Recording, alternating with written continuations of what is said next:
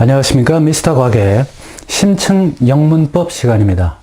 오늘은 10강 동명사와 분사의 구별법에 대해서 알려드리도록 하겠습니다. 동명사하고 이 분사 구별을 할 수가 없다면 우리가 정확하게 해석을 할 수가 없습니다. 특히나 이 수능 문제 같은 경우 또는 뭐 토익이라든지 이런 시험 문제 같은 경우에 이런 것을 정확하게 구별을 못 해가지고 해석을 한다면 과연 그 해석이 정확한가? 그것은 상당히 우리가 기대할 수 없는 그러한 상황이겠죠. 지금 이 문장을 이 단어를 보게 되면 똑같은 러닝머신입니다. 둘 다 러닝머신 똑같아요. 그런데 의미가 완전히 달라지게 되는 거죠. 지금 이 동명사, 그 다음에 여기 분사, 이렇게 케이스 두 가지를 같은 단어를 가지고 해석을 할 텐데요. 지금 이 케이스를 이제 보시게 되면 우리가 동명사와 분사를 구별할 수 있는 그러한 방법을 아시게 됩니다. 지금 이 동명사의 경우는 똑같아요. 지금 뒤에 받는 이 명사를 수식을 해주는 형용사적인 용법이죠. 여기서도 마찬가지고 이렇게 명사를 꾸며주죠. 그러니까 둘 다 형용사적인 역할을 하는 건 똑같아요. 그런데 해석이 달라진다는 얘기죠. 혹자 이렇게 얘기를 하는 경우가 있습니다. 동명사는 기능을 얘기한다.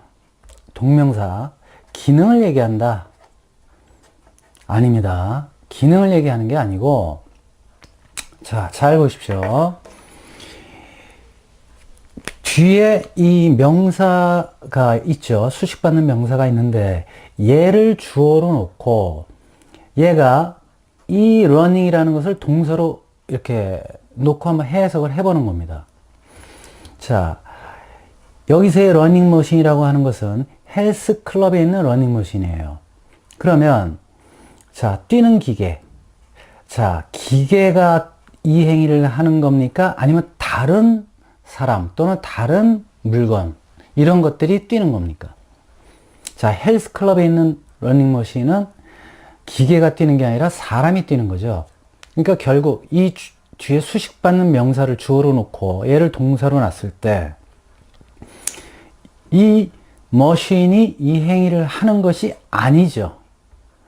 그렇게 되면 동명사가 되는 겁니다. 그래서 동명사로 해석을 하는 거죠.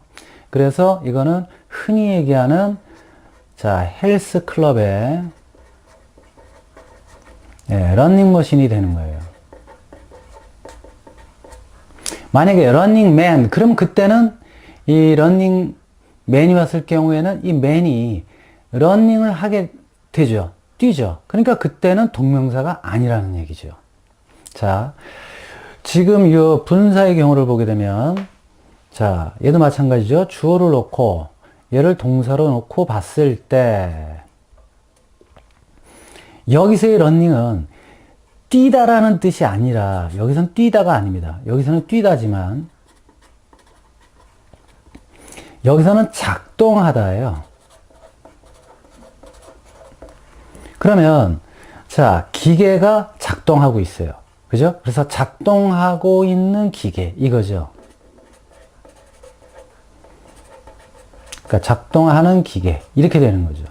그러면 같은 run인데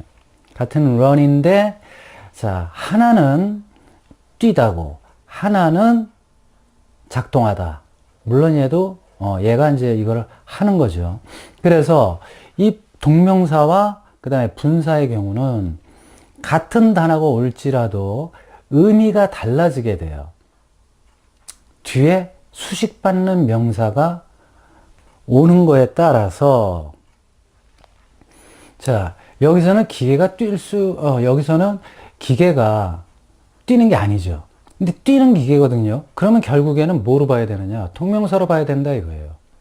기계가 뛰는 게 아니니까 동명사로 해석을 하는 거죠.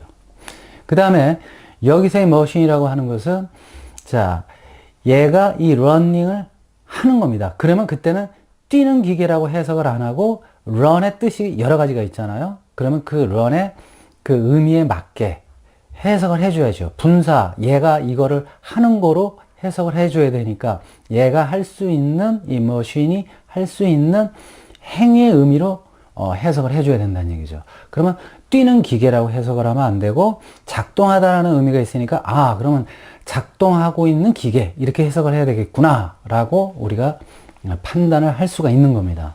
그래서 이 동명사와 분사의 경우는 자, 우리가 이렇게 구별을 할 줄 알아야만 이 해석을 어떻게 하느냐. 다시 말씀드려서 동명사와 분사의 경우는 해석이 다르고 의미도 달라진다 이겁니다. 자, 다시 한번 정리해드리면 뒤에 그 수식받는 명사가 앞에 있는 이 running을 하는 것이 아니라면 동명사다.